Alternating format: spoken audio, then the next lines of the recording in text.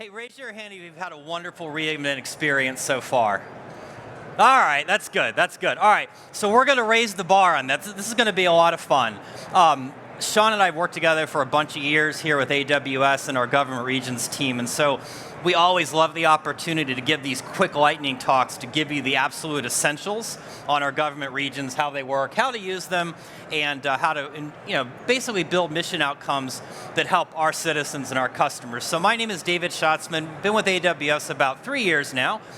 Before that, when I had hair, I've been in the hardware OEM business pretty much as an intern in the 90s. Sean, tell us about yourself. Hello, my name is Sean Asfeld. I am a solutions architect. I've also been here about 3 years. So Dave and I have been doing this song and dance for about 3 years now? Yeah? Yes, okay. We're pandemic children, right? So we both work for our GovCloud and Government Regions team. We work together, we work with our customers, we work with our sales teams across the public sector and the non-public sector regions. So, for sure. But this is a lightning talk, so you have to talk really fast. Lightning fast. Without further ado, we have 3 things that we'd like to talk to you about today. Now, frankly, all of this feedback for the first 2 sections is based upon our encounters with customers just like you. And we've summarized that into just a few quick slides, and we're going to go through it real quick.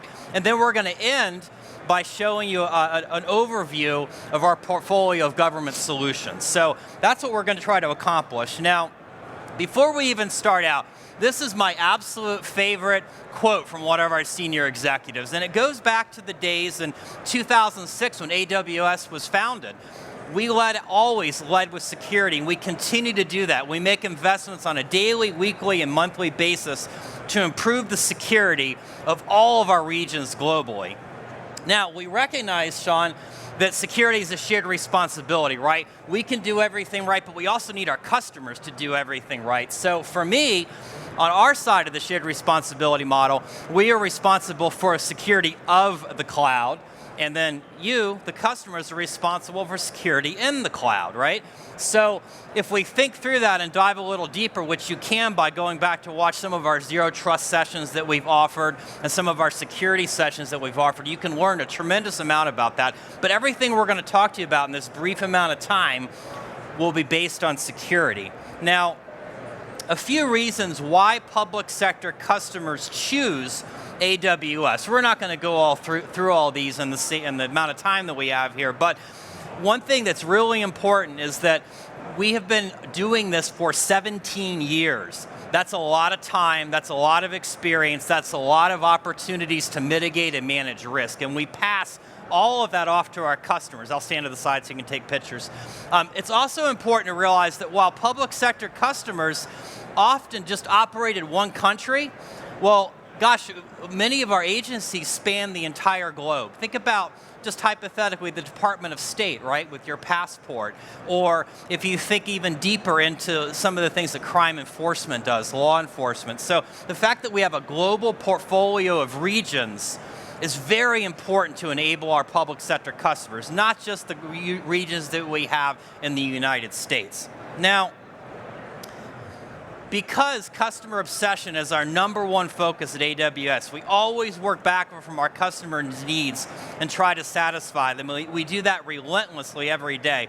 We realized when AWS was founded, as I said before, in 2006, we realized in about 2007 that public sector customers, by and large, were not adopting cloud at the same pace as commercial entities. Yep. And we started to explore that. Well, why is that? Why are public sector customers not able to realize the benefits of cloud? And I'll tell you the answer, mainly compliance, right? Because remember at the time it was FISMA low, FISMA moderate, FISMA high, while all those things still exist. Compliance was the reason customers, by and large, could not move from an on-premise environment, no matter where that environment was, whether it's here or on the other side of the world, to cloud. And so that led us to invest in our portfolio of government regions, which we're going to talk about in just a second what those are. But before we do that, why do public sector customers use cloud? Well, Sean, I'll ask you, I want to grab the second one, but could you make some comments around the first one for me? Sure, so to achieve your business and mission outcomes, right? So we have our government regions, we have GovCloud, which helps you meet FedRAMP High, DoD Impact Level 4 and 5. And so you get the inheritance of the controls that we have taken our services through. You get to inherit those controls for your security plan. Absolutely. And then that's us securing of the cloud, and you in the cloud will be the things that you bring on top of that. So there's the control and inheritance. It's about roughly about 80%. You have about 20% left, other than the non-technical controls that you have to do as a part of your security package. So. Absolutely, and that's exactly right, and that goes back to the reason we founded and invested in the regions and why we've done so since roughly 2011. Now, the other one I wanted to talk about, and this is another key one, is that, I mean, let's face it, think about some of the GAO reports that have gone around in the States about the cost and the scoring of some of the very, very old systems that exist in federal, state, local government, both in the United States and broader, and the costs that customers incur to keep those legacy environments operating. Believe me, as systems get older, as an old hardware OEM guy, the only thing good about them from the vendor, from my perspective, is the costs go up, right? And so as agencies accrue more and more technical debt, cloud is a huge enabler to help citizens like us save money and really realize a better customer experience as a result of modernizing in the cloud. So we hear countless stories. In fact, if you went to Mr. Levy, David Levy's innovation talk, I believe it was yesterday, you heard a number of really interesting stories that customers told that went right to that fact of eliminating debt. But the other one, and this is the one that's most impactful for me, is the fact that agencies, and whether agencies or even part of the defense industrial base, can take advantage of the elasticity of cloud. Think about it. If you had to go out and invest $1 million, just hypothetically, in a server farm, and your workload only needed to operate, say, 1 quarter, 1 month, 1 day, of every business cycle, just think what all that hardware is doing. It's consuming money, it's polluting the environment. So by realizing the elasticity and the scalability of the government regions portfolio, which by the way we're going to talk about next, customers can save a lot of money, they can realize a lot of benefit, they can serve their customers better. So one more thing to think about too, about reducing costs, would be as our new generation of processors come out, you actually generally save money by upgrading to a newer processor. So there's also those economies of scale as well. Oh, for sure. And this is the moment you've all been waiting for, halfway through the lightning talk and on the slide that we want to talk about here. So these are the offerings that AWS offers our public sector customers.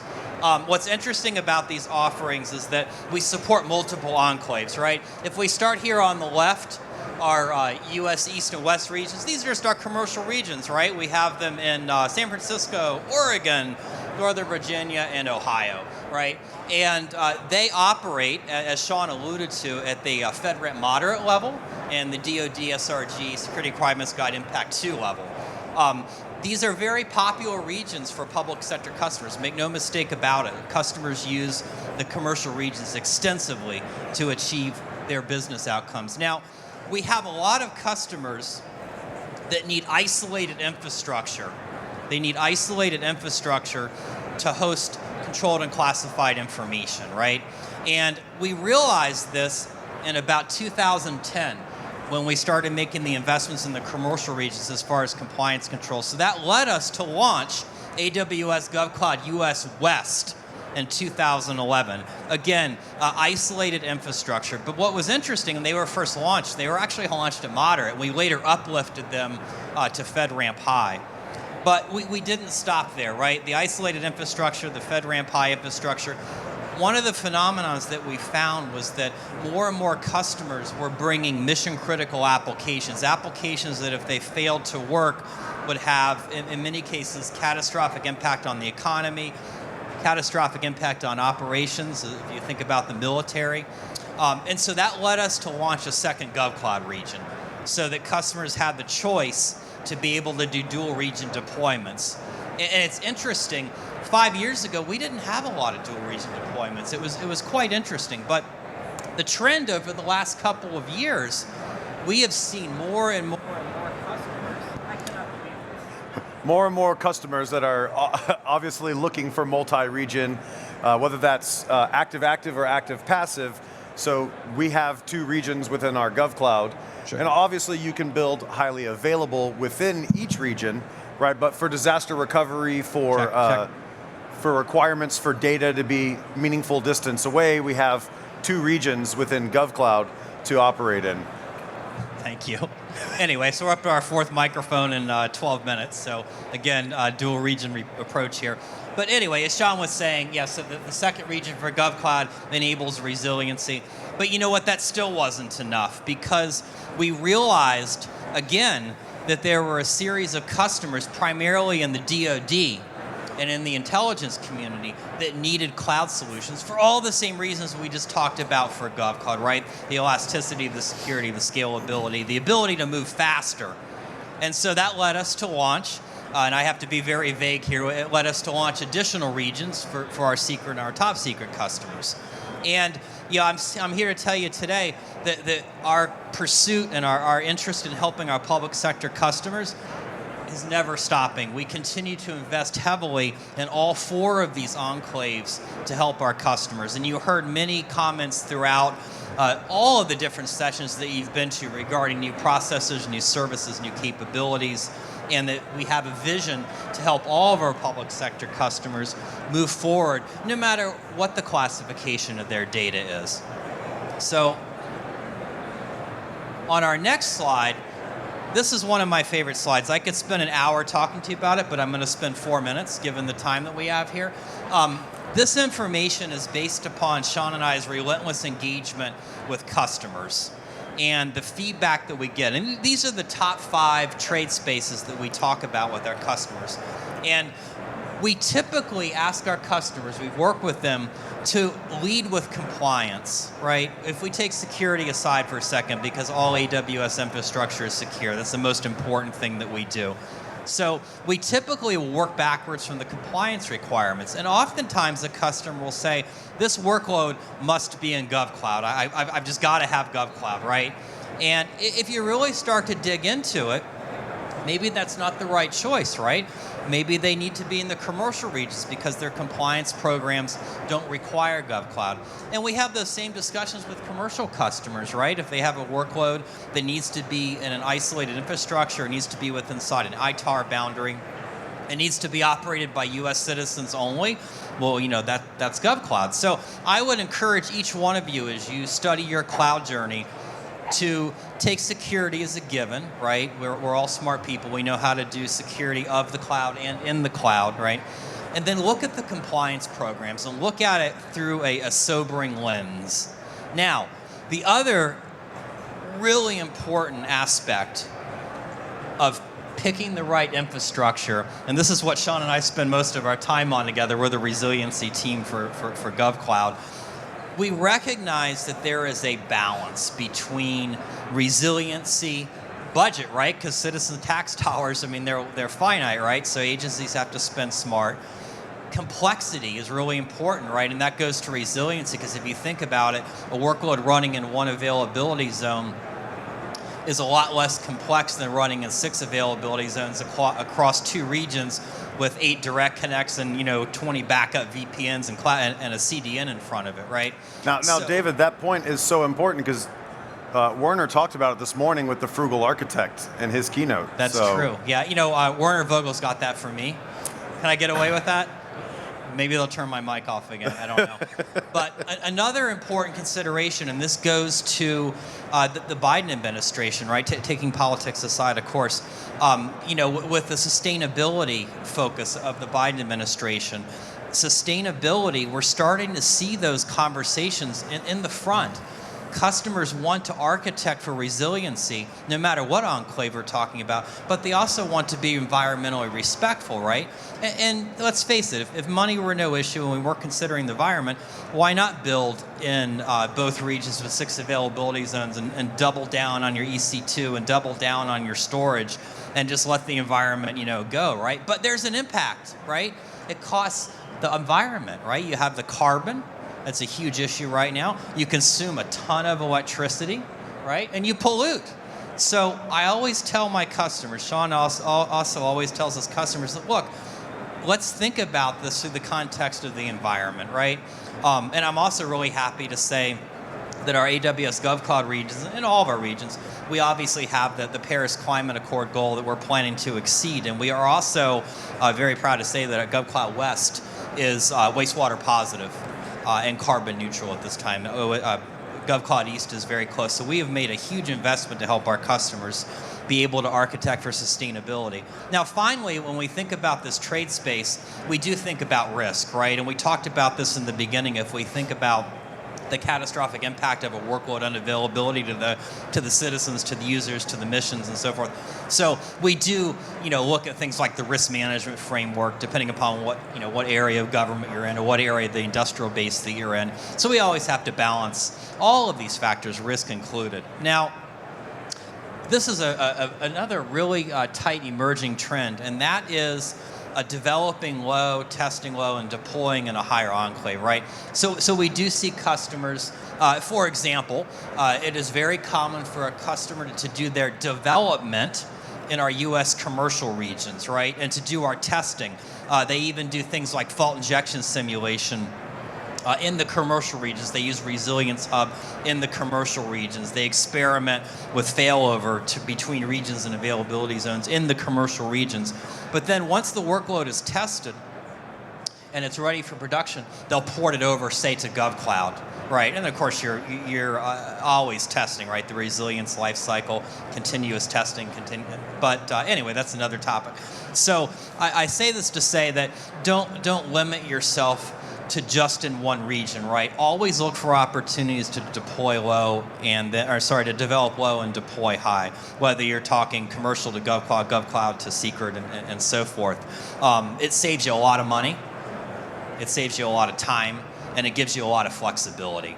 And the other factor that kind of goes with that is the fact that many customers, I'm thinking of 4 or 5 right now, they will actually leave their workload in the dev state in the commercial region so that they can do future testing of additional features or capabilities. They can test it in a non-threatening, non-prod environment.